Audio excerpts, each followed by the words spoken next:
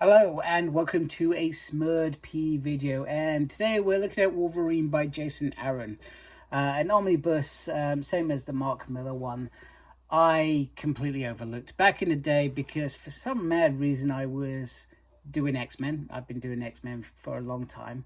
However, I thought I didn't want to dip into side hustles. I guess maybe it was because they weren't coming out as frequently as perhaps X-Men, even though that's not entirely true because X-Men was a slow burner at the beginning as well. So, Wolverine by Jason Aaron. So we got the standard cover. I got this from Speedy Hen. Usually very good. However, it felt almost like I got it from Amazon because it was literally in an Amazon-looking box. So, a little bit disappointed. I do have a minor bit of damage at the bottom, but it's not such a big deal. We've got obviously a very small Wolverine. We've got a volume 1 on the side as well. Let me just... You can see right down there, volume 1, which I was surprised at because the way that I understood how these volumes are released, in particular to complement Jason Aaron, is you get this, you get Wolverine from Hell, and then you finish up with Wolverine the X-Men, which I do have. And I'll probably share them all together when we get that Wolverine from Hell omnibus at some point. Now I have brought that before, I have reviewed that before, I have read that before, but I'll do it again. So this omnibus is a wee bit strange in terms of its collection, and there's a reason why, because you had Mark Miller's run, then I can't remember, is it Mike Carey who does it? You get this evolution story in I think it's after Get Mystique or before Get Mystique. I can't remember which way round. No, it's definitely before. It is before because it's Rogue's X-Men team. I know that, yeah. So it's definitely before. Then you get Mystique, and then you've got a story from Aaron's, but it sort of ties in with Evolution, and it ties in with that Wolverine Origin run, which had another set of issues as well when he wakes up after House of M. So yeah, so this is fine, but it doesn't make for if you want to read Wolverine as a whole, because there are bits that Jason Aaron didn't write very simply enough.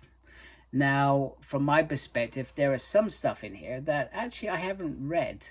I've recently read all the Get Mystique and Mark and Jason Aaron's filler at the end of that original Wolverine run, but the stuff afterwards I haven't read. I'm currently reading Wolverine's Origins run and Dark Daken, so I'm looking forward to actually reading this as well. So this collects Wolverine 56, 62 to 65. Manifest Destination, which is like when they move to San Francisco. It's like a sort of 4 issues. I think he goes to Chinatown to solve some old scores or whatever, or help some folks, one or the other. Then you get Wolverine Weapon X 1 to 16. Now that I have not read. Dark Reign the list, actually I read that the other night. And material from Wolverine 73 to 74. Dark X-Men The Beginning 3. And Wolverine 175. So which I guess Jason Aaron contributed to. Now, Jason Aaron's, oh man, I got a little dink on the side. Oh, this is so annoying. I'm gonna have to write to them. That's not cool, man. So you got the creators, then you got a little symphysis. Oh, there's just marks everywhere now. I thought I got away with it, to be honest with you, but clearly not. And then you've got this shot, which I'm trying to, I may not have read that, so very interesting enough. So there we go. So at some point, I mean, they still keep releasing Wolverine's Omnibus. I think we've got 6 coming. Yeah, 6. Wolverine Omnibus 6. Now, don't get me wrong, it's a long way off from this. I would expect, I mean, you could just keep this. I suspect as well Mark Miller's Omnibus will also be released at some point soon in the next year. You could keep these because they may not go down the route that I think they will go. And I could easily imagine him saying Wolverine Origins and that just being its own thing as quite easily, and picking up those in-between issues. So it does, and this is just typical of any collection Marvel in terms of omnibuses, because they do get quite messy to keep tying them up, so to speak. You know, when I was at the point of reading X-Men's Origins, I almost got to the point of, right, I need to look at what's involved with this. And then you finish this initial run that this finishes on, and it changes to Dark Wolverine at that point. It becomes Daken's little story for the 16 issues.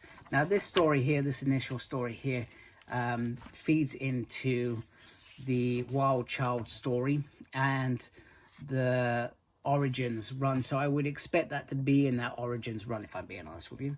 Mystique, so Mystique's done some awful stuff to the X-Men, betrayed them again, and Scott Summers releases Wolverine on there. It shows a bit of the past of and their relationship, and then we get to Manifestation. Yeah, so like I said, Chinatown's in here. I guess they got a Chinatown, San Francisco. And then anything after that, I have no idea. I mean, he's got a X-Force costume on there, so I'm looking forward to this next stuff, because I've never read it.